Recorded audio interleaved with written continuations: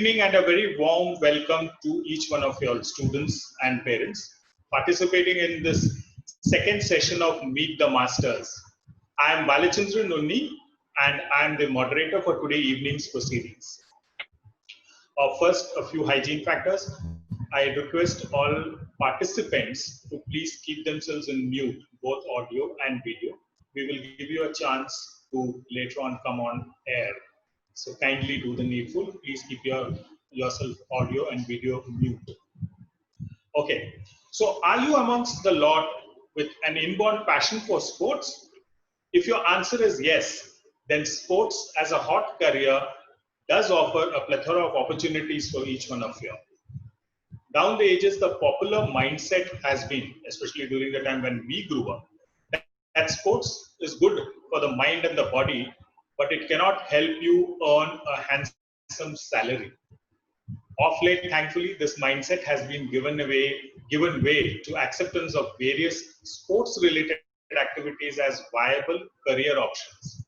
Other than actually being an active sportsman or a player, the other vocations in the field like sports management, sports medicine, sports journalism, adventure sports, fitness and health clinics, and the likes have come to be regarded as full-fledged and highly paid career options. So now, let me just tell you about what Meet the Masters is. Meet the Masters is essentially a serial, and the series is a brainchild of Rita Balachandran, a career counselor and mentor, and the founder of PerfectCareerFit. Let me now request Rita to speak a few words on what is her thought process of having this series for the students and parents. Rita, over to you.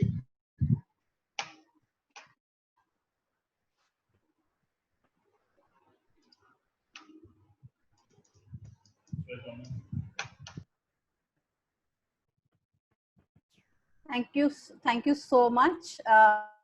First to my panelists for being here, and to such a encouraging response that we have got from the participants this time.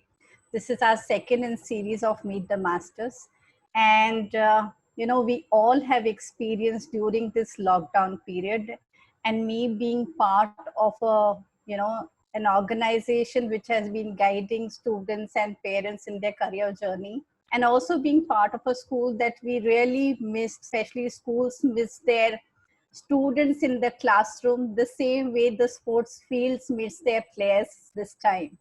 So we really thought that why not, still open that at least an opportunity available, though we can't go to the sports field right now, but why not at least talk about it and see what is, how this field is encouraging. As a country, the environment around is very encouraging.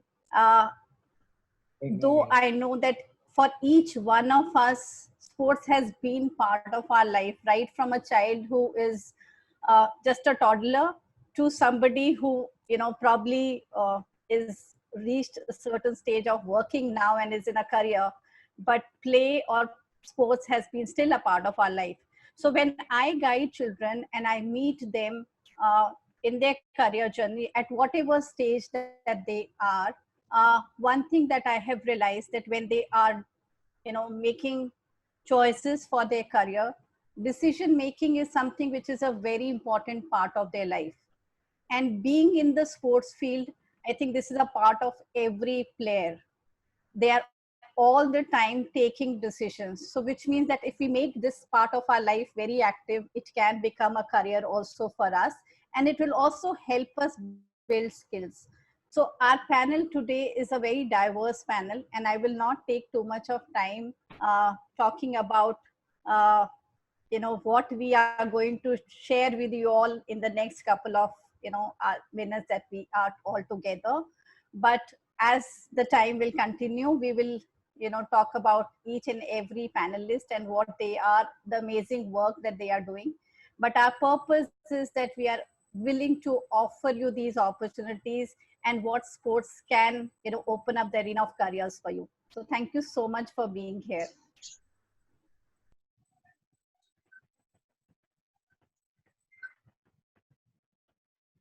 Master series for students and parents.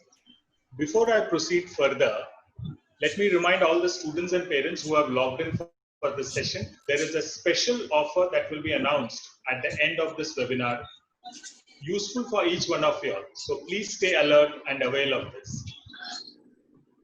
Now let me quickly reach out to our distinguished panel guests and introduce them. First, we have Neel Shah.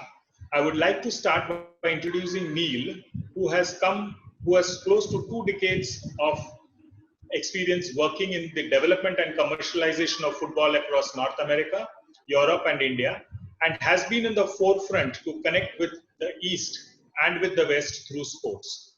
He worked with a number of high-profile football clubs to establish or build their businesses within India, including FC Barcelona, Manchester United, and Liverpool FC. He has also helped grow Major League Soccer's fan base for a period of 7 years as the league's director of fan development and grassroots marketing. Currently, he is the person behind the conceptualization and establishment of India's first industry-designed sports management education program, the Global Institute of Sports Business in Mumbai itself. Welcome, Neel. Next on the panel, we have Nishit Shetty. Nishit is an active sportsperson with more than 20 years experience of playing cricket at the Ranji level and has represented Maharashtra and Mumbai for many years. He was a member of the winning Mumbai Ranji Trophy team for 5 years.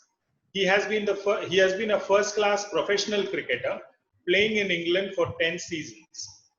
He has served as the selector of Mumbai Ranji team and the under-23 teams from 2014 to 17. He is also a professionally qualified cricket coach. He is currently serving as a match referee for BCCI. Next, we have the lady of the panel. We have Prachi Shah, a certified physical therapist specialized in musculoskeletal and sports rehabilitation with super specialization in dance medicine, predominantly working towards prevention and rehabilitation of high performance injuries and emphasis on improved fitness and longevity of sports career. She has been the physiotherapist for Indian under-18 women's basketball team at the 23rd FIBA Asia Under-18 Championship and the Indian Taekwondo team participating at the 12th South Asian Games, Guwahati and Shillong in 2016. Last, but definitely not the least, and I presume the youngest among the lot, we have Divesh Nathani, a sports entrepreneur. Divesh, incidentally and interestingly, is an automotive engineer turned sports entrepreneur since 2016. An alumni of Manipal University, he has been a competitive basketball player and an overall sports enthusiast. He has represented his school, Mumbai City, and Maharashtra as a state at various national tournaments around the country. He then went on to be the founding member or the founder of the Coach Crew, India's first marketplace for connecting athletes and enthusiasts to sports coaches and academies around them. Has come up with very innovative sports solutions during these lockdown days, I must say. So that, in short, is our introduction as far as our panel, esteemed, distinguished panelists are concerned. So now let's move forward. So, between the four of you all, we have one common question which we thought let's start off right in the beginning. So I will start with Neel. The common question to Neel is that, what is your take on being a sports professional in India? Neel, if you could go ahead. But just to clarify the question, so the sports professional in terms of a professional athlete, or are you specific to the business of sports and sports management? Sports management and being a sports professional, a little of both maybe. Okay. Well, I mean, as you said, I've been in India 10 years. I was born and raised in the US, and then I shifted here to work in sports. And I've seen, even in 2009, when I got here, sports as an industry, the passion has been here. I'm sure Nishit could talk a lot about his experiences as an athlete growing up in the country. The passion has been here, but what was missing was industry. Cricket had industry, especially with the IPL. There's a lot of money came in, a lot of structure, a lot of professionals. But then many other sports were kind of missing that.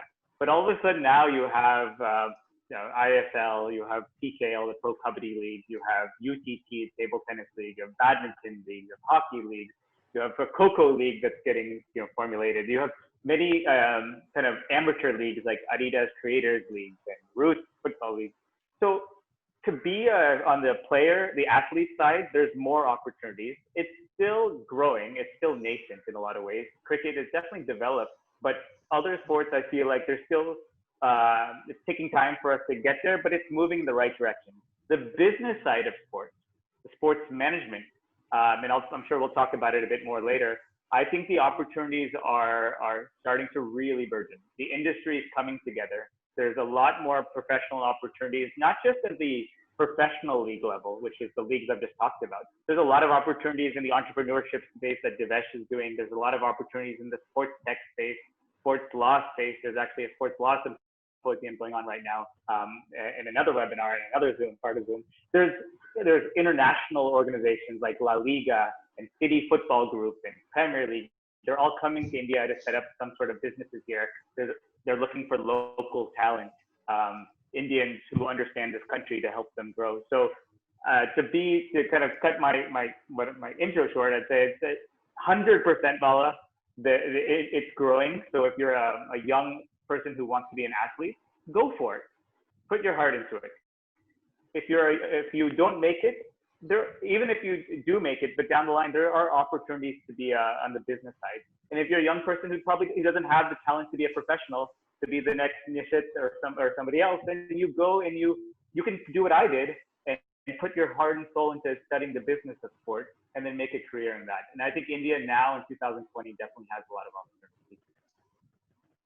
Thanks, Neel. That was interesting. Nishit, may I request you to now tell us what you believe being a sports professional is in India? See, what I believe is being a sports professional earlier on had a totally different meaning to what it is now at the moment. Now there are, earlier on, people used to play for just the passion, the major passion in them, and there was not much of money in the sport, and they used to just love the game, and they used to play for the fun part of it, and of course that used to give them a big high. But nowadays it's not only that, everything adds on, the money has added on to that passion, and which is why there are more and more people playing that sport. And like Neel said, the number of leagues that are coming out today in India, different kabaddi leagues, the table tennis leagues, and also especially football, which is growing in a very big way. There are more and more people who want to play different sports. Of course, cricket has superseded all of them because of the advent of IPL, and which has brought in huge money, and they've encouraged youngsters, even as young as 18, to earn a living for their lives. I mean, actually, you play 2 seasons in an IPL and you're like a millionaire already.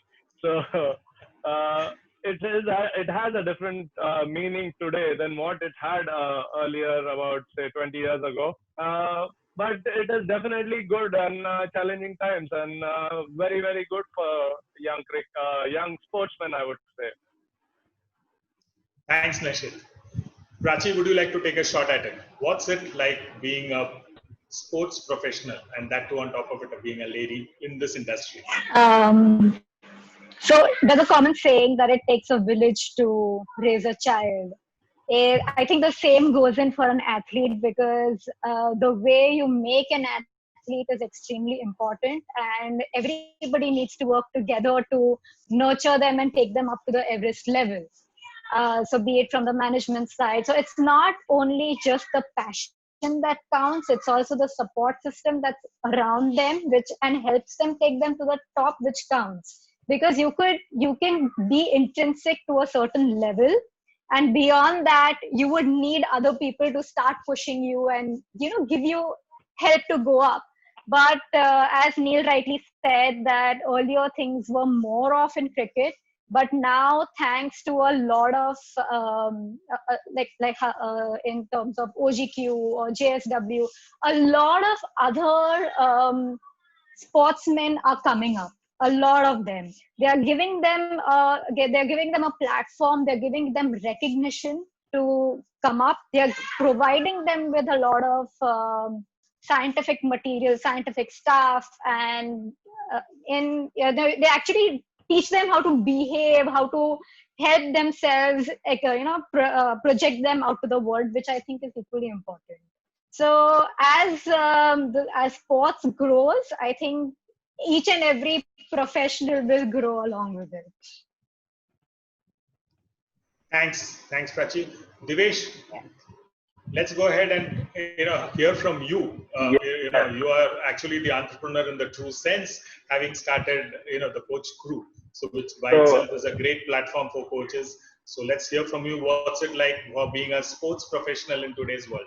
So thank you for having me. I don't think there is much left to say after all the three panelists have said a lot about the industry, but they're all right. I think that at the end of the day, the word that we look at sports still as an industry in India is unorganized.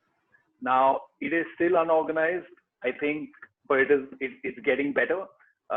It's not what it used to be in the 80s. It's not what it used to be in the 90s. Having said that, for somebody like me or somebody who is an optimist, unorganized industries pose a great opportunity.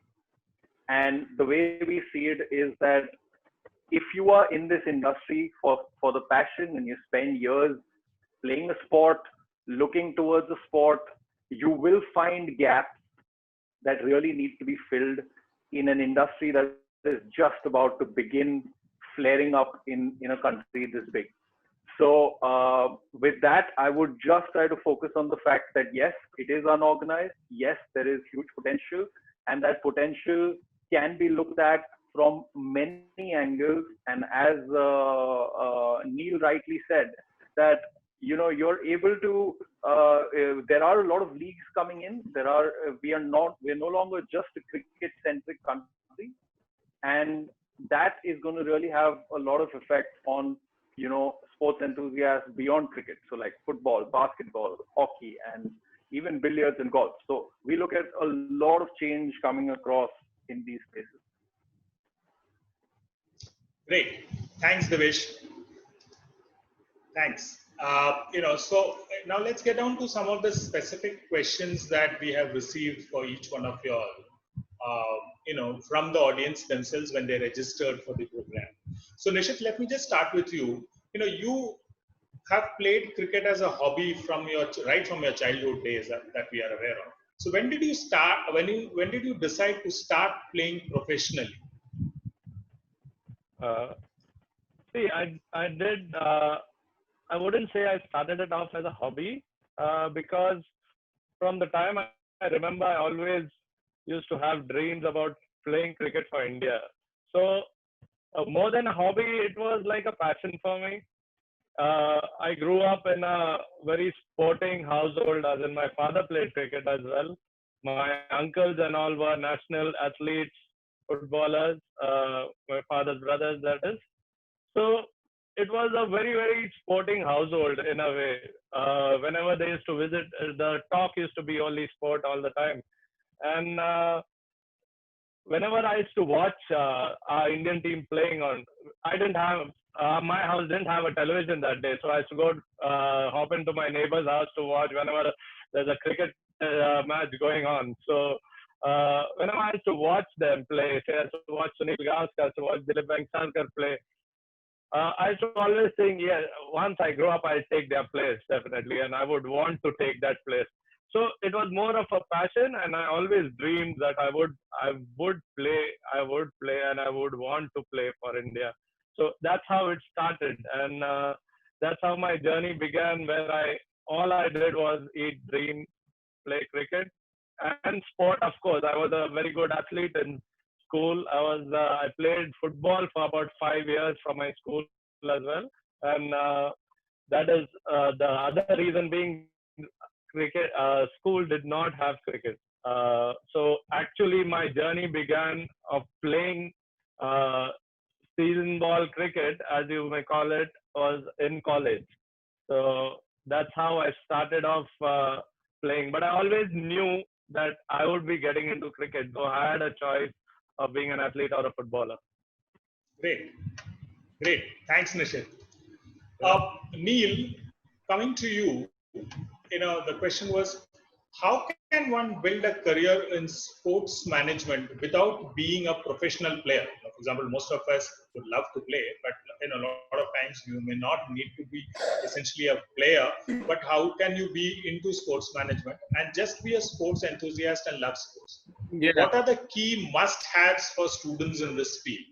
Okay. One of the things that I would want everyone on this listening on this this webinar to realize, and some may and some may not, but sports is a $700 billion industry worldwide, which makes it one of the largest industries in terms of revenues and employment.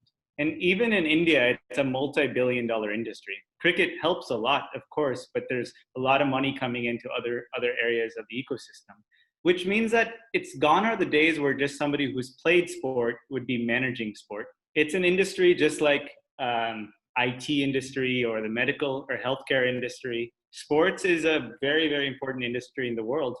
And so we need trained professionals to do that. So if you want to be a lawyer, you go to law school. If you want to be a doctor, you go to medical school. In sport, you don't necessarily have to study sports only to work in the business of sports, but it helps a lot.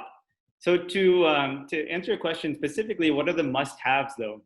One of the things also to remember though, while it's a big industry, it's also a sunrise industry, meaning that it's still nascent in India, which the industry is coming together.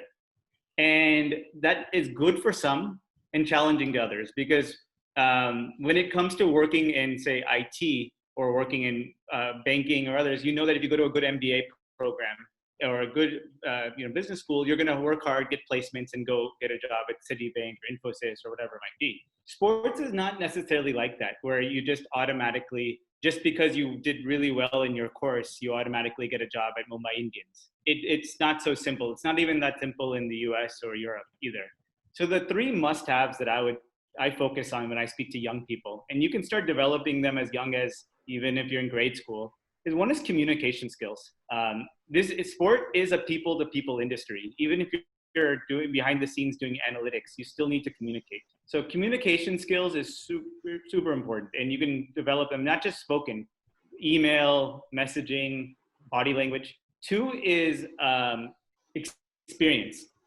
The tough thing is you can't get sports experience until you have sports experience. So if you even live in a society, if you like esports, start organizing tournaments, start organizing activities, go volunteer for a marathon, go work with the Divesh coach crew or other places and try to see what's actually happening, shadow people, because you won't be able to get, when you go try to get a job with Mumbai City FC or AIFF or La Liga or Manchester United, they're going to ask you, what's your experience? And you can't say my experience is watching a lot of cricket or football or playing a lot. Your experience has to be the business of it.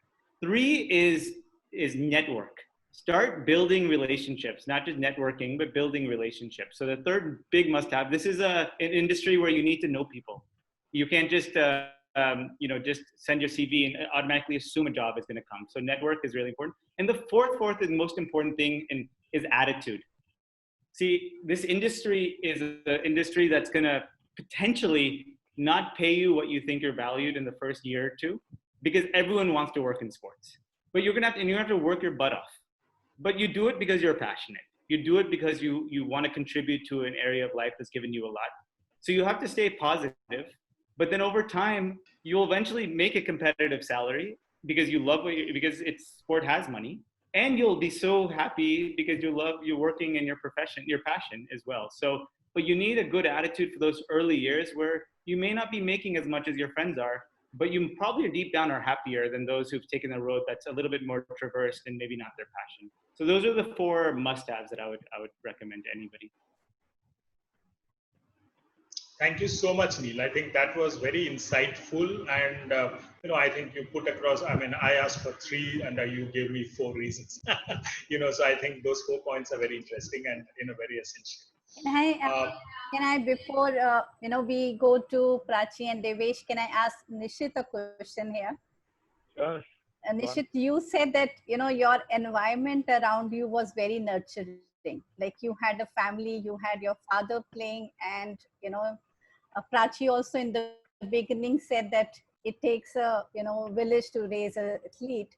So do you think it's an important part, or parents play a very important role when you nurture a child's interest, which is just playing in the maybe a playground and then to become or taking it as a career? So do parents play a very big role in this career?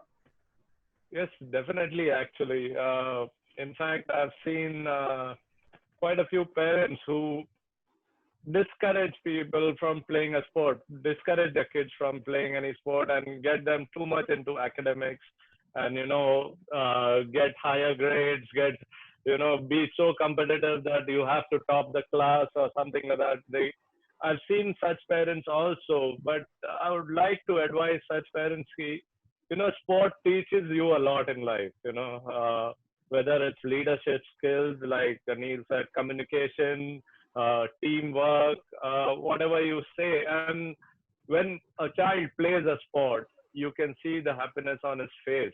You send the child down outdoors, make him play for an hour and come back, he will study even more. He will be even more willing to put that extra effort in his academics.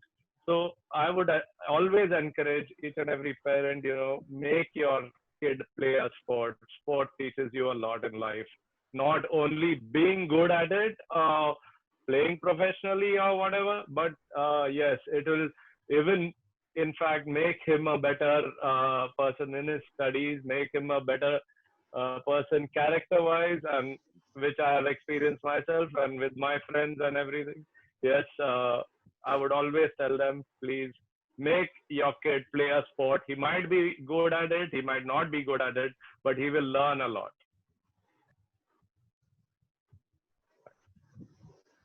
Nishit, I think that was interesting, and I think that was a very valuable suggestion or valuable advice and guidance that you have given to parents, who are listening to this. Divesh, we move on to you. You have a very interesting background. You are an engineer by qualification, but started out being a sports entrepreneur immediately after. So, what was the thought process behind starting the coaching crew? Okay, so I'll break this down into two parts. Firstly, I didn't immediately start off after my engineering at the coach crew. I worked for 2 years in a company called Mahindra & Mahindra. It's one of the largest corporate companies in India, after being an automotive engineer. That for me was a very, very valuable experience, because it taught me a lot of what I was going to do later. I was able to understand what it means to lead a team. I was the youngest leader. I was the youngest service manager in Mahindra at the time. It taught me the value of culture in a company that one needed to build. I always had the entrepreneurial spirit. That's because, again, as Nishit already mentioned, you are a sum total of the environment you come from. So I come from an environment where my parents, my father is an entrepreneur himself. So they always built this feeling in me that, if you, both ways of life are tough. Doing a job is tough. Building a business is tough. You might as well do something that you love, right? So there's nothing easy. Now, having that entrepreneurial spirit behind me, along with the kind of, I would say, structured approach that I got in a corporate environment for 2 years, it made me believe that there was potential for me to go down a path of my own. So that's the first part. The second part was getting into sports. Now, since I grew up playing competitive basketball always, I was one of those kids who was growing up in an era when everyone just saw cricket and everyone just wanted to play cricket. So when my cousins would see me play competitive basketball and go for state level tournaments, they would come and ask, saying, if I want to join something that I love, right, like boxing or swimming or cricket or football, where do I go? And that was the first, and that was my only interaction with people for at least 6 to 7 years of my life. I picked up on that and decided to create and kind of give understood that there's a gap. The gap is with parents, even if they want to push their children into sports, but say the father's a banker and mother's working in another corporate job, they have no connection with sport altogether. It's very difficult for a first generation kid to get into sports, either as an athlete or to study sport, etc., etc. So for them to take that first step into sport beyond cricket was very important. The coach crew was basically built on that vision. So pretty much that. Great. Thanks, Divesh. I think that was good insight. And, now we know the entrepreneurial side of you. Yeah. So, Prachi, we next come to you. Please share with us your journey of becoming a sports physiotherapist. Did you have to study additionally to be a sports physio? I mean, what has been your journey? Please sort of enlighten us. So I don't know how many people are aware, but after 12th standard, like how people choose. So after 12th science, now things have changed. Earlier there used to be CET, and post CET you would probably choose between MBBS or dentistry. So in the same line, we have a course called physiotherapy, which is a 4.5-year long course, and you finish that and you get a degree of general physiotherapy, and then you move on to doing masters in sports. So now, since the past few years, there have been a lot of branching out in terms of sports as well. It's not just sports rehabilitation or orthopedic rehabilitation. It has also diversified into sports biomechanics or kinesiology, sports sciences, and exercise physiology. So there's a lot of diversification from there as well. Now you have BSc in exercise science or sports science as well. So I belong to a medical family, and I saw my brother slog into MBBS, and I was like, I do not want to do that. So I took up physiotherapy. And ortho sports, specialization in ortho sports also happened because as a child, I was a dancer. And at that point of time, I realized there was something as dance medicine. But I got influenced by my father, and I took up ortho sports to pursue dance medicine later. And everything else has been kind of a history since then. I think the first time I went on field and saw the entire glamour and the sheer excitement of being on field was I had seen one I-League match of Air India versus Mahindra and Mahindra, and it was their final, and it was something very phenomenal to see. I think it was nothing less than the European football leagues. It was just too good. Yeah, so I think being around them fuels us to become better. It challenges us in different ways because they are not going to stop. You tell them to stop, they will never stop. You tell them to rest, they will never rest. They're like this constant force of nature who keeps on wanting to do things, and they inspire you in so many different ways. So they expect you to be the same. So yeah, it's fun working with them, and sometimes they are like a child, so you have to kind of balance it out. Yeah.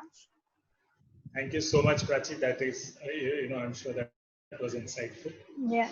So the journey sorry. actually is not only for people who are sports enthusiasts and they play sports, but even if you love being with the sports team, there are people who are science enthusiasts, and then they still can be part of this field.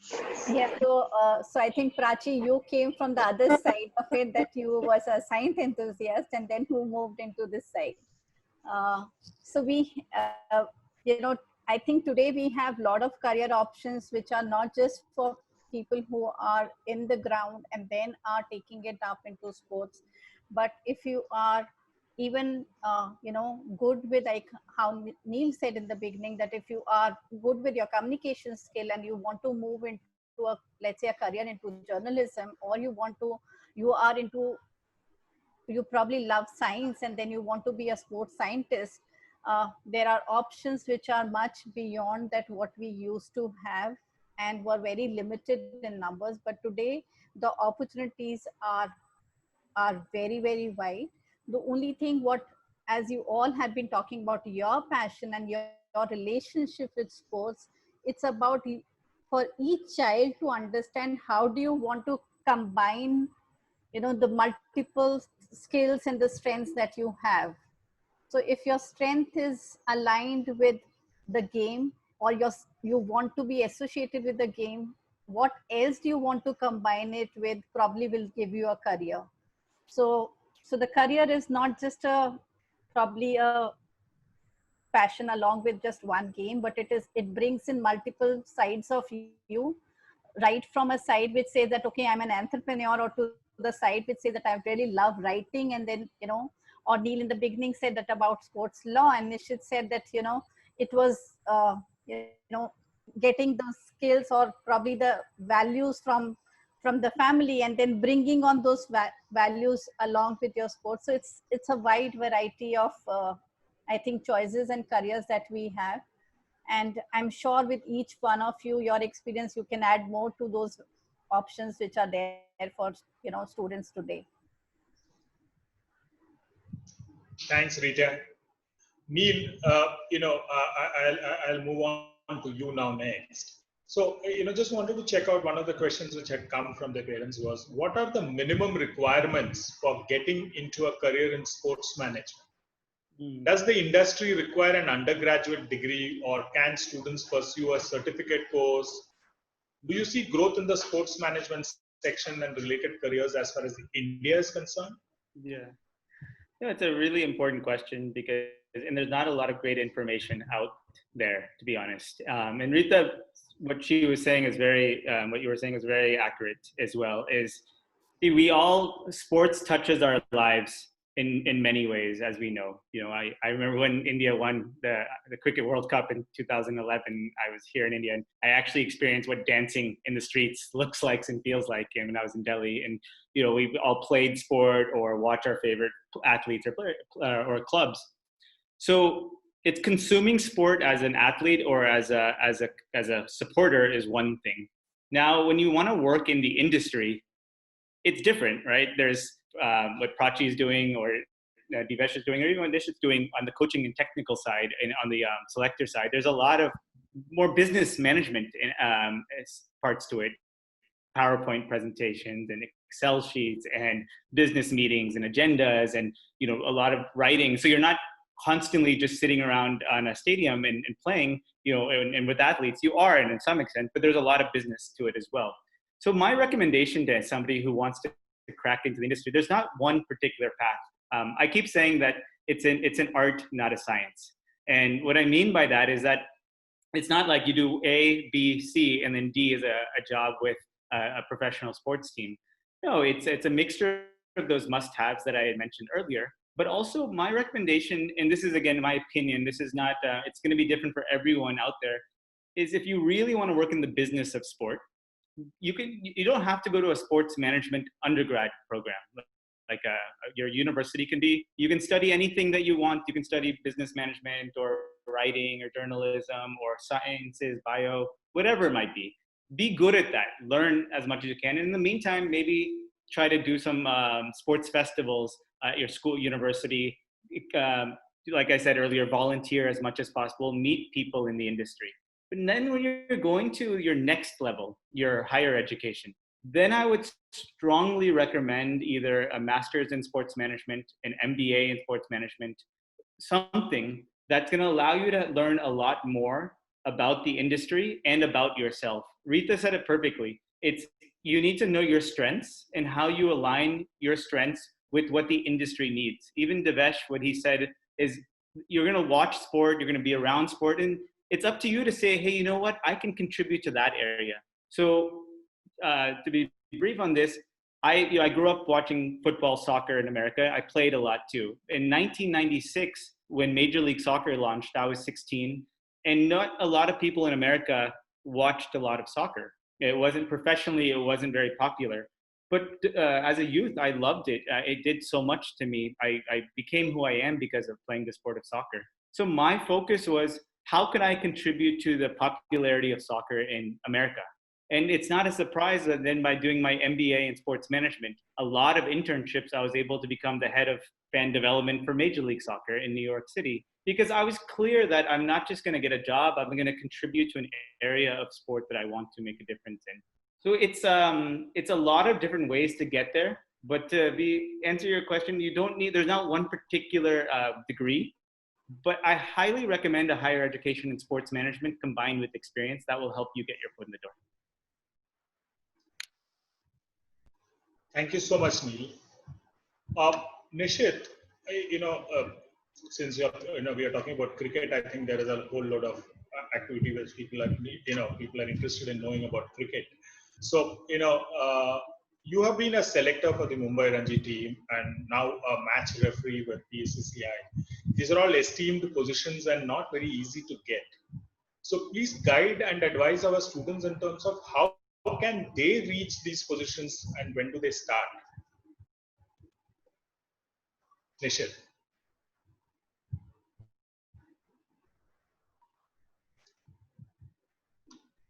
Nishit, you are on mute. Yeah. Go ahead. Yeah, you can you hear me now? Yes. Yeah. Okay.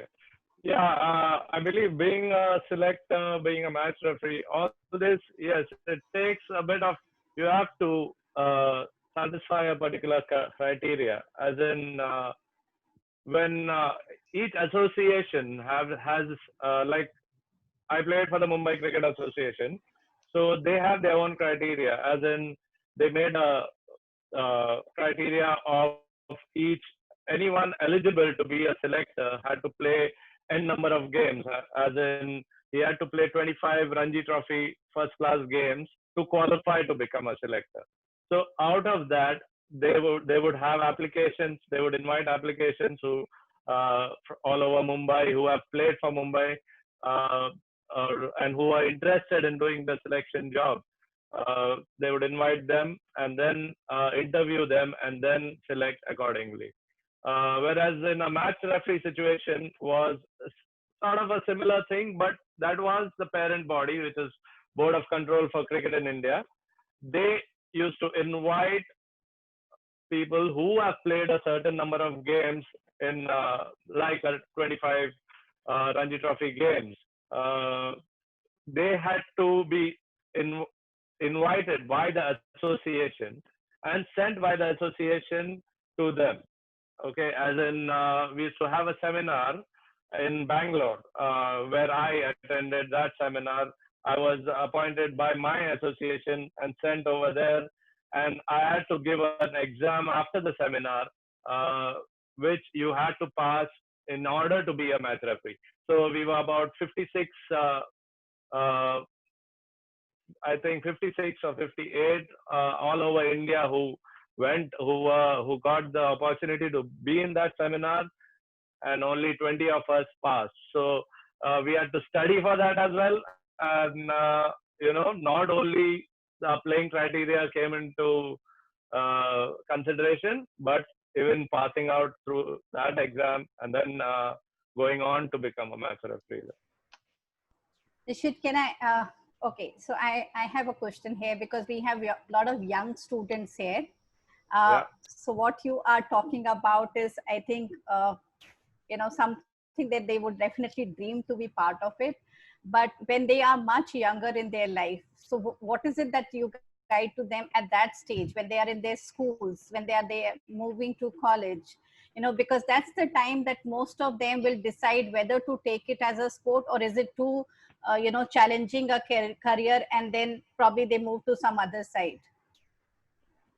Yeah, see, it all depends of how passionate you are actually for the sport. Okay, whether you want to take it up professionally, you will know in a certain while how good you are, and even if you are not good, but you are passionate and you are willing to put the hard work to get to a certain place, you can make it. What I feel is, giving my personal example, as in I didn't make it, as in I made it to the squad, but I didn't play for the state for quite some time, because the state, Mumbai State, as you all know, was I mean, filled with real talented cricketers. Just to name a few, that's Vinod Kamli when I got in, Jatin Paranjpe, Sachin Tendulkar, Sanjay Manjrekar was the captain when I first got into the squad, but I didn't get a chance to play in the 11. And I made, just to give an insight to people who want to take up sport, I made my debut at the age of 28. Okay, and then went on to play continuously for about 9 to 10 seasons of Ranji Trophy cricket. So I would advise kids, of course, do not neglect your academics for one. Okay, yes, like Neel said, the amount of opportunities opened up even if you don't make it in the sport, you can, and if you have that passion to follow sport and play the sport, and even if you don't make it, you have avenues where you can get into the academic part of it, as in maybe say, even if, for example, say a person wants to be a lawyer, yeah, you can join a firm as a lawyer, a sports firm as a lawyer today, and take care of all their contracts and different, just to give an example. So I would advise them not to give up on their studies, yes, but if they are really passionate and they want to make it in the sport industry, and don't give up. There's no substitute for hard work. Yes, you work hard, and you will know in one point of time that yes, I can make it or I can't make it. So lot of avenues there. So Thanks, Nishit. Divesh, the next one is for you. What is the opportunity and how good is it to become a professional coach in India today? How good is the opportunity for Indian coaches to shine not just in the domestic area or in terms of the domestic sports, but also in the international sports arena? Okay, so how good? What is the opportunity for coaches or for people to become coaches in India today? Right? I'll break that into. There are two types of basic coaches. One is what we call the youth coaches. Okay, and the other are elite or high performance coaches. Okay, now this is a very personal choice, because what happens is there are people who want to contribute to sport in different ways, as we all heard, right? So if I am somebody who loves basketball and has fallen in love with that sport, and my aim of life is to contribute to building the love for basketball in communities across India, I would love to become a youth coach, because in that way I would love to impact kids at the school level, at the ground level, help them build character through sport that we already discussed, right? And in that way, my life will be fulfilled, where I will be able to impact 10,000 kids in my 10-year career across geography, right? That's the value of youth sports, youth coaches. Now, youth coaches earlier were not very structured, because we were coming from a space where cricket was the only structured space where you could get certified as a coach. Then came football. Now, if you get into football and say you love football and you want to contribute to football in that way, there are certain steps of licensing, right? So you become a D licensed coach, then you become a C licensed coach, and D, and so on and so forth, right? There is a complete structured way in which you can coach different age groups and different teams basis the license that you are able to take. In other sports as well, like FIBA for basketball and other taekwondo, etc., there are courses that people take to become youth coaches, right? This is one part or one vision of becoming a coach. The other is to to contribute at the highest level, right? So let's say I want to contribute, or I want to become a strategic coach, as someone mentioned, for, let's say, Mumbai Indians, right? Or for the Indian cricket team. Usually, becoming a high performance coach is not just a ladder of experience with degrees or certification. It comes from natural talent that you have probably played at the highest level, so on and so forth. So if you will see Indian coaches, right, you're going to see the fact. So one very interesting fact is that ISL, we all know about ISL football. ISL started in 2014 with one rule, that we are not going to hire Indian coaches as head coaches of any single team, right? So they promoted the fact that foreign coaches need to come to India in order to raise the standards. You'll be interested to know that last week, they have now changed that rule to make sure that Indian coaches could now become head coaches for the ISL. So what it's done is, it took 6 to 8 years for the industry to become mature, to be able to build the skills that were needed to bring football to a certain level. Now, Indian coaches can now become head coaches for ISL football teams, so on and so forth. You're going to see this in kabaddi, you're going to see this in table tennis, you're going to see this in tennis over the years, right? In terms of your second question, which is coaches going abroad, the only potential opportunity for coaches to have job opportunities abroad currently exist in cricket, because we are a world leader in cricket, right? There are no direct opportunities for, let's say, becoming a football coach abroad, because let's face it, the market there is a lot more mature than the Indian market. So over there is already a lot of knowledge and a lot of experience that people have, which they utilize for high performance coaching. So I will break this down into two parts. When you want to become a coach, or if you want to get associated with coaching, decide your goal. Do you want to contribute to your community? And do you want to build the love for sport? Because there the potential is great. It's huge. We've seen, like, there are people living comfortable lives in terms of money,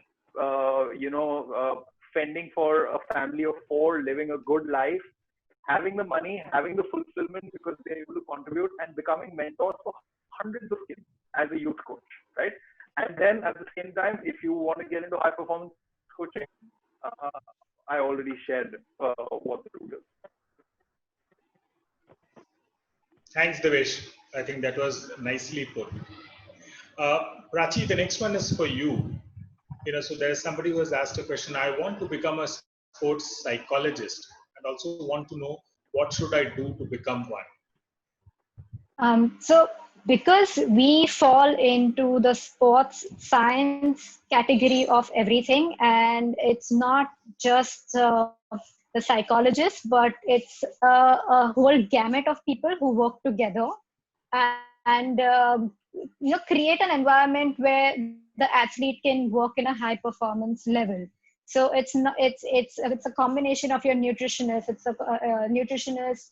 psychologist, strength and conditioning experts, athletic trainers, physiotherapists, sports physicians. So they each have their distinct role to play in the entire team. But what would extremely be beneficial is to have a background of your basic science, basic human anatomy and physiology, because eventually you're dealing with a person's body. So if you don't know the basic anatomy and physiology, you will not know how to deal with them. Because if you're doing something to the body, you need to really understand what the normal body is supposed to be like. Having said that, I think most of them have a bachelor's program followed by specialization in sports. So this is where I think it's a little different from other areas, because you are taking up a professional course and you're mastering yourself in sports, because you've realized that the sportsmen have a very different need of their own.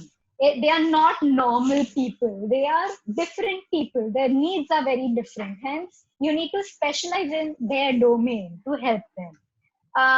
So yeah, I think we do not have a lot of athletic trainers in India as yet, but other other fields, yes, like sports physicians, sports nutritionists, of course, physiotherapists, they all have their own professional courses, which you can go and form. Does that answer the question? Okay, so I think can I yeah, just I think Dita, you need to intervene here. yeah. For the sports psychologist, one start with a BSc basic in psychology. with the basic BA in psychology. Yes, you so need we to. have two kind of courses. One is a BA psychology and one is a BSc psychology. Yes. It can be any side of, because you're working with people who definitely are in a specific field as sports. So that kind of specialization happens only at the master stage. Yes. It doesn't happen at the bachelor stage. undergrad stage. No. So after you complete your 12th, if you have taken whichever side of 12th, so let's say a science or maybe your humanities, you can do a BA or a BSc psychology in your undergrad, and then decide that okay, I want to work with sports people. So you can go for your specialization in your master's. So you're in your MA or MSc, is that where you can decide for your specializations or sports psychology. So it doesn't happen till the undergrad stage. It's only at the master's stage.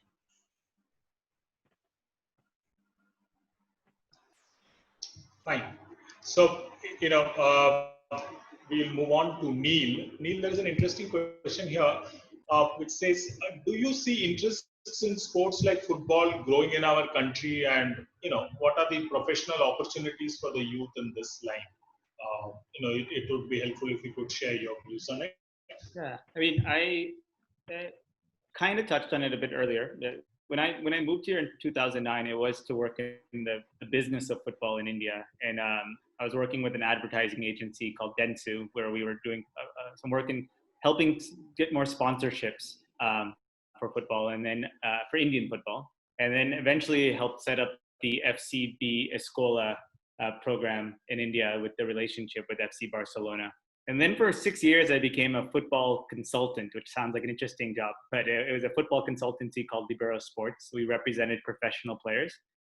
And we were also working with businesses, Tatas and Sesa and Salgonkers and Dempos and Manchester United and Liverpools to help them with their football investments. And then I became a CEO of a professional football team, an I-League team. They don't exist anymore. They're called DSK Shivajins. And I was the CEO of the Liverpool FC Academy, a beautiful residential academy we had in Pune. And now I work very closely with Premier League and La Liga and many others. So even in my own 10-year journey in India, working in football, I've had many jobs in football. I've got to travel the world many times for the sake of Indian football. And I've made a salary or have earned a package that has allowed me to live a very quality life, a life that I feel very proud of in terms of at least the resources that I have. And I get to do something I love. And in the last 10 years, Indian football has really grown, not just with ISL, but you have all of these Barca Academy, and you have Boca Juniors, and you have other SDs and other grassroots programs. We've had a World Cup U17. We are hosting a women's U17 World Cup in February, March of 2021. It was meant to happen this fall. We have a number of sports analytics companies focused on football. We have sports media companies focused on football. We have sports entrepreneurship companies like Coach Crew and others focused on football and other sports. So, and in esports and gaming, there's a lot happening connected to football, and agencies like the company I work with, India on Track and others. So what I want to share is that there's a tremendous amount of jobs in football in India. But I want to really, really go back to the point that I've made a few times, and also I think Nishit talked about, it's going to take hard work. Let's not, just because you're passionate about something, that's step one. But the passion is going to fuel your hard work. And hard work is not just studying more. That's one part. But hard work is being creative, being innovative, being persistent, messaging somebody 20 times who works at a football organization, and if they don't respond to you 20 times, try a 21st time. Just figuring out how you can be a contribution to the football industry. The only way I got a job working in football when I was 22 at Major League Soccer, and I've been able to do it for the last 20 years, is because I'm constantly looking for ways to contribute to the football industry, now the sports industry. And if money comes, it's a bonus and a blessing. And thankfully, money has always been there. But my first and foremost intention is to identify people working in sports and see how I can use my strengths and my tenacity to provide value to them, to ultimately help the sports industry so more people can get benefited from it. With that approach and that focus, you can do anything. People want to hire you. If you're looking at it for a job because you're like, instead of doing this, I'll just work in sports, it's going to be tough because maybe that fuel that you require and tenacity to get your foot in the door, it could be a little harder. It worked for some, but not all. So that's my recommendation and my thought on that. I think, Neel, that's, I think you put it very right, that it's not just enough to have passion, but I think it has to be passion driven with hard work. So, and at all stage, I think that is what is helpful. Nishit, the next one is to you. There are a lot of questions from the kids, especially because it's cricket. So, somebody has asked, keeping track of our progress as a sports person is very important in a sports career for giving ourselves a reality check. So his first question is, how do I track our progress? And the next question is, if we can see ourselves failing as professional sports person, how do we deal with this and make a decision to leave the stream and pursue something? Would you be able to throw some light on this, Nishit? I think I touched on it a little while earlier, as in where I gave my personal experience of how I made it, even though it was quite late in life, but I did make it and I didn't give up till quite some time, So there comes a time in every sports person's life where he knows, okay, I may not make it now. Okay, I may not make it, but since he's involved with the sport for so long, today he has a lot of different avenues to get into. And, like Neel said, they are enormous. You can get into whatever field relating with sport, because obviously when you have played for so long, you will be passionate about it. And you would want to contribute in a way to sport itself. Yes, everybody do not get that, like you might not play for India or you might not play for the state. There comes a time when you know that this is okay. I have tried my best. I have given my best, and it's not happening now. And till that feeling comes to you, I would advise them, if you are passionate enough, go for it.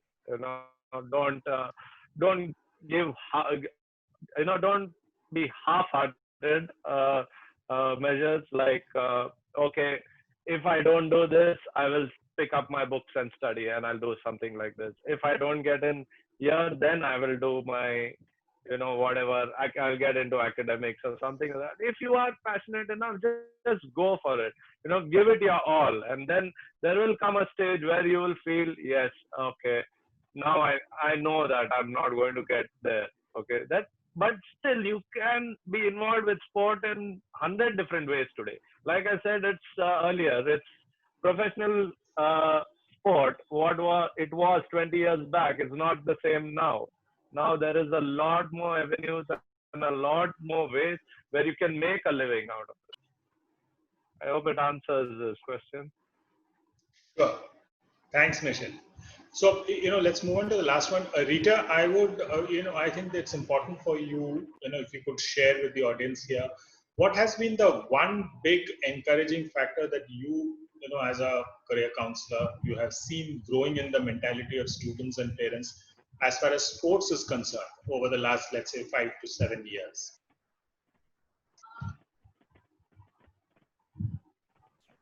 Okay. I've been working in the career counseling space now for a very long time, and I've been with students, as an educationist for again a very long period. But so one thing which has been like all of them have been saying that sports have been a part of our life, but the opportunities in sports are seen now. And with that, I see parents opening up in encouraging children to take it up as a career.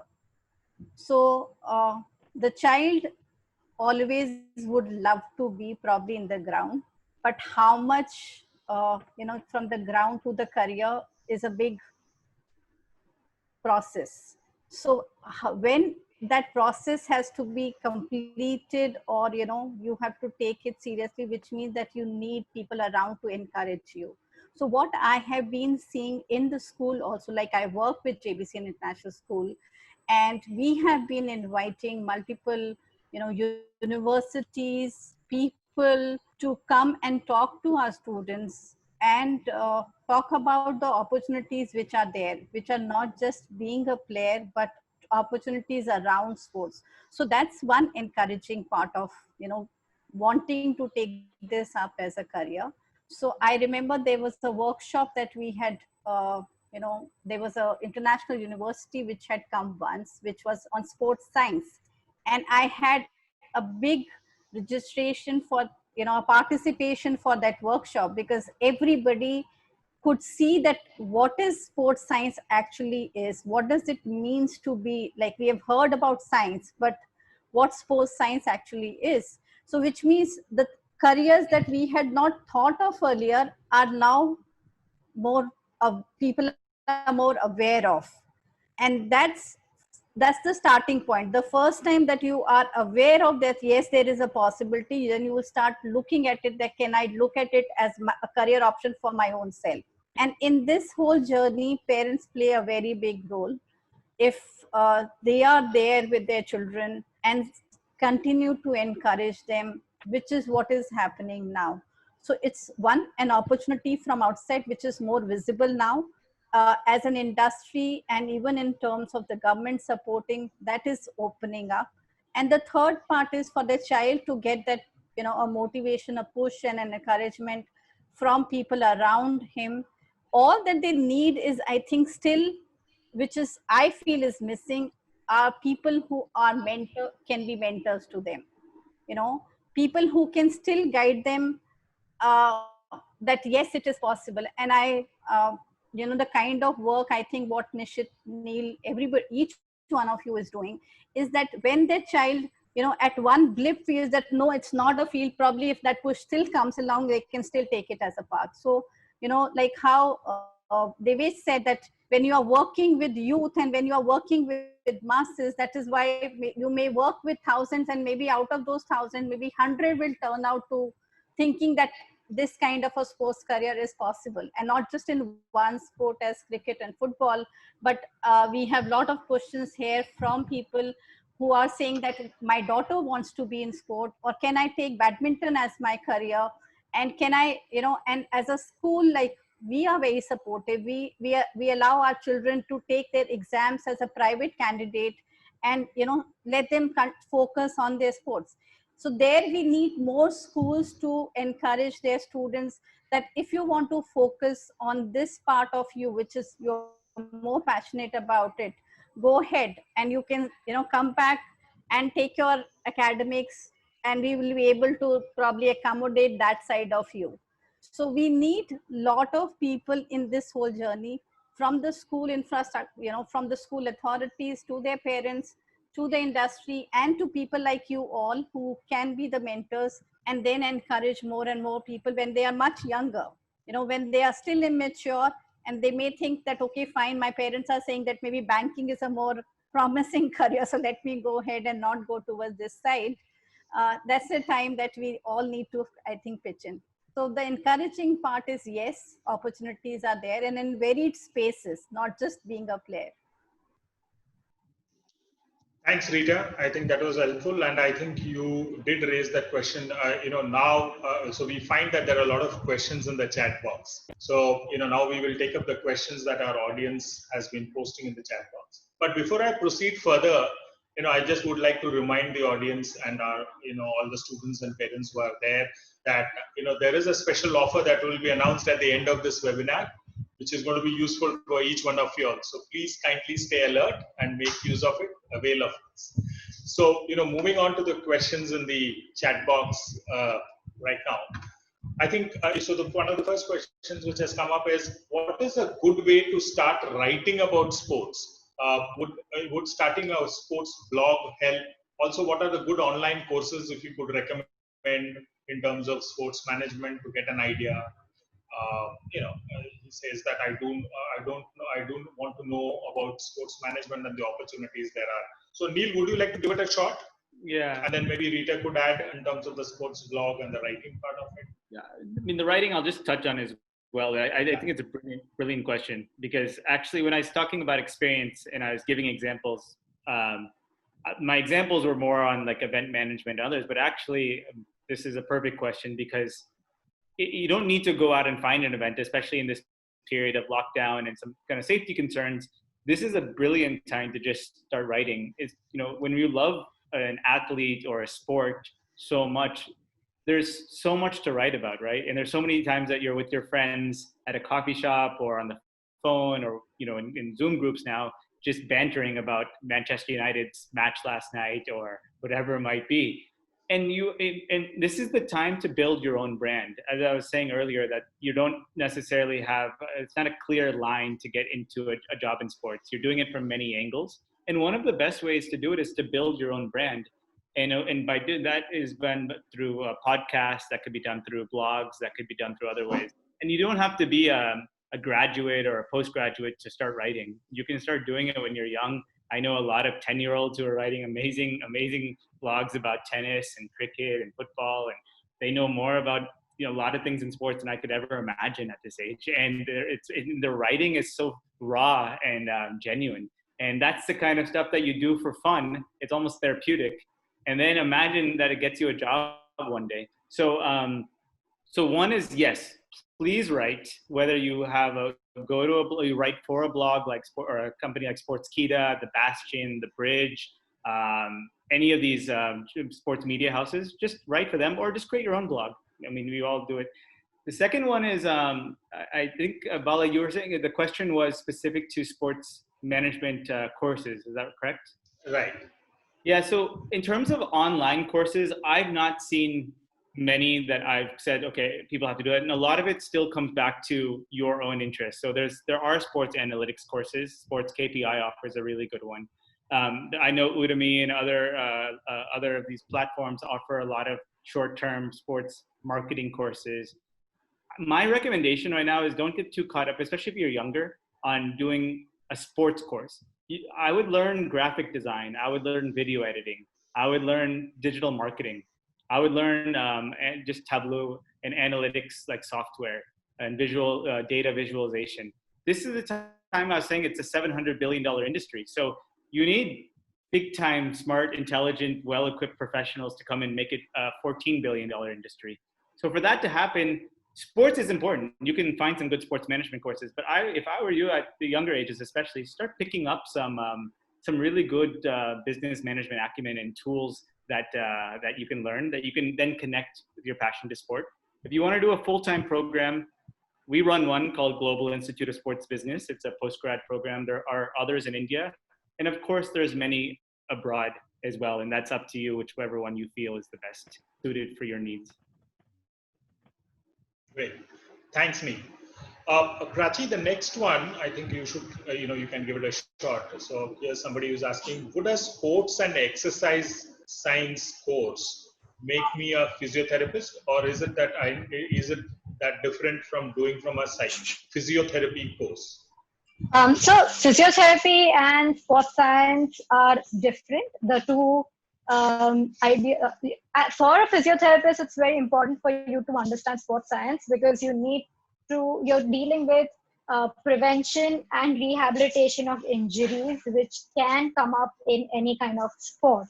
So for a physiotherapist, it's extremely important to understand the kinetics and kinematics, as what we call it, as science. So physiotherapy is still a 4.5-year course. Regarding sports science, there are quite a few sports science courses. It depends on what your area of interest is. there is also a course on specifically on exercise physiology or sports physiology, meaning it basically caters to understanding what happens to your body when you're putting it into exercise. So when a human body is exercising or when a human body is into sports, what are the changes that are going to go on inside? Uh, so yes, to become a physiotherapist, you still need to go through a rigorous process of having a 4.5 year degree of bachelor's and then master's in sports per se, because only having a bachelor's degree is not enough. You are not going to learn much how to take care of an athlete in your bachelor's degree. Sure. I think, yeah. So I think, you have conveyed the point very clearly. Divesh, I just wanted to, wanted your help in answering this question. There's somebody who said, what if I'm not sure whether I'm fit to follow my passion in sports? What do I do next? How do I decide whether, I should continue with sports or not continue with sports? Can you give it a shot? Can you? So he said, I'm confused. He says, what if I'm not sure whether I'm fit enough to follow my passion in sports? Okay. So I would go back to a very important point that Nishit mentioned during our conversation. It was that when you are passionate, you have certain dreams, right? You have certain dreams. So this person asking this question, I'm sure this person has a dream. This person wants to get somewhere. Now, there will come a point in time in his life where he himself is going to realize that I may not get there, right? I may not get there. And at that point in time, it's very important to evaluate what skills you've developed along the way. A part of the other conversation is that at that point, when you've realized what skills you've developed along the way, there are a plethora of options for you to stay connected with that sport, because ultimately there's not one path to achieving your dream. We all believe that, at the age of 10 or at the age of 11, there's only one path to achieving a dream. Like for me, contributing to basketball was always just about becoming a player. Now at the age of 30, I've realized that contributing to basketball as an entrepreneur is way more effective than maybe my dream of contributing as a player, right? So at age 22, when I realized that I know I could not play competitive basketball for India, it became clear to me that if I have to stay connected to sport and if I have to still follow my dream, while my passion as an athlete might have paused, I was able to contribute it by finding other ways, for example, starting my own venture. So my advice to you would be, please continue to follow the dream. And while you continue to follow the dream, so basically aim for the stars. And while you're working hard towards aiming for the stars, you're at least going to reach the sky. And when you reach the sky, you can figure out your next move. Great. Divesh, I think that was an interesting way of putting it across. Neel, here's another one for you. So here, a student says that I'm entering grade 12 this year. Would you recommend a bachelor's degree in management studies followed by an MBA in sports management? What exactly is BSM, Bachelor of Management Studies, and how does it help me in my career? So, and just to what Divesh was saying, even when you reach the sky, you can help other people become stars at this point as well, which is a beautiful thing. I didn't make it as a professional footballer, but I've helped a lot of other young people become professional footballers, and I think that's almost as good, if not better, as well. For a bachelor's in sports management, so there are a few in India and a few abroad, but very few. And one of the reasons why is that, and again, I'm gonna give a disclaimer. This is just my opinion. I don't think you have to do a sports management bachelor's. I kind of mentioned this earlier as well. Go to a good university. Really figure out if you want to learn business, go learn business or accounting or finance. You want to learn journalism, do that. You don't need to go to a specific sports management program in your undergrad, your bachelor's. But while you're doing that, keep getting that experience. Keep doing. Even in my undergraduate, I did business management at UC Santa Barbara, University of California, Santa Barbara, California. And then my third year, I went to London to just do a couple as a study abroad for economics. I was learning pure economics, not sports economics. But then every chance I got on the weekends, I was going to third division football matches just to study what's happening between the supporters and the club and what is the relationship between them. And I was this 19, 20-year-old just taking notes about what I'm seeing in these really, really kind of small towns in England. And so I'm learning finance and I'm learning about football in the real world. And then I eventually did my MBA in sports management. When I went for the job at Major League Soccer, though, I brought in everything. I brought in my knowledge from my academics. I brought in my knowledge from being a player. I brought in my knowledge of being somebody traveling the world, trying to absorb the business of football as much as I can. And ultimately, that's why I cracked the interview. So, but I don't think that they're looking for that undergrad. So my biggest recommendation is it's okay. Just don't go specific into sports so early. You can do that in your postgrad. Go look for as many opportunities to just get experience while you're developing some business management or sports or sciences acumen and knowledge, and then take that forward from there. Thanks, Neel. Nishit, just wanted to check out the other question with you. This one is for you. Of course, it's not directly cricket, but indirectly cricket. So here is a parent, I think, who has put up saying that cricket is the most loved sport in the nation, and but is there a conscious effort being made to encourage other sports and give equal recognition to the players? Because she says that my child plays football and they were runners up in some tournament called the MDFA under 12. But there was no mention of it in the papers.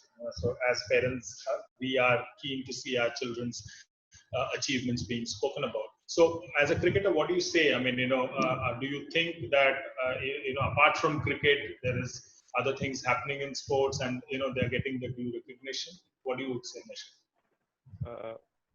I believe, yes, like I said earlier, cricket has superseded other sports in India.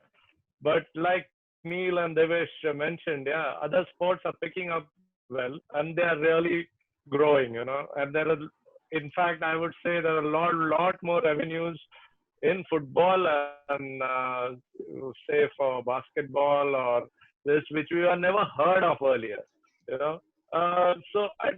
yes, at the moment, because there is so much of money pouring into cricket in India, everybody wants to, like majority of the kids want to be a cricketer. They want to play cricket because, yes, they get fame, recognition, everything at a very young age. I totally agree with that. But it's not that the other sports are not picking up or anything. They are picking up in a quite a big way. In fact, if what I've been following last few years with football and other sports, yes, there are quite a few avenues and they're picking up in a very, very big way. And I'm sure they will catch up with cricket, if not in the next 5 years, but surely in the next 10 years they will. Nishit, I have a question here again. You have been involved with very young children, and you are now also, through your efforts, coaching them and being a mentor. What is it, the change that you are seeing in this generation when they come to you? What is it that and how do you prepare them? There are two parts to this actually. One is where they are very, very much influenced with the IPL today. Kids, parents, everyone, yeah, they want fame, money, adulation, everything in a short span of time, like before they even reach their complete their teens, so as to say. But which is a wrong way of looking at it, actually. I've got parents coming in, like I'm a head consultant with an academy here. I've got parents coming in and asking me, oh, just make my kid play for the IPL. And which is where I lose my cool a bit. And I say, I keep telling them, stop being so adventurous. Yeah. you get your kid here, I'll make a good cricketer out of him, but don't tell me, okay, make him play for the IPL or make him play for this. I'll, I'll coach him in a way that he becomes a good cricketer. He plays well. He tries to play. He tries to follow it with a wholehearted effort, give his hard work and everything. But don't tell me, okay, make him play for the IPL or something like that. That's the sad part, which is kicking on with many of the kids, and in fact, the parents who are also influencing it, which should not happen. That's what I feel. Just encourage them to play, encourage them to work hard, encourage them to, follow it with a wholehearted effort. But don't put a stamp on it that yes, you have to reach IPL by the time you are 18, or you have to play for the state by the time you are 20 or something like that. Encourage them to work hard, work on their fitness, work on their skills, work on everything so that you become a good cricketer end of the day and not just have a goal of playing in the IPL. Thanks, Nishit. And we didn't quite realize how time is flying. So, dear students and parents, we are approaching our closure time. Didn't quite realize. I would now request Rita to sort of address with closing remarks quickly.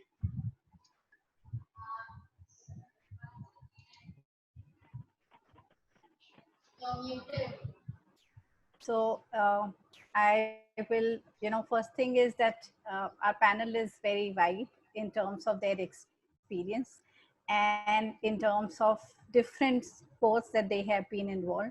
So I think it's a very good exposure that whoever participated in today's session.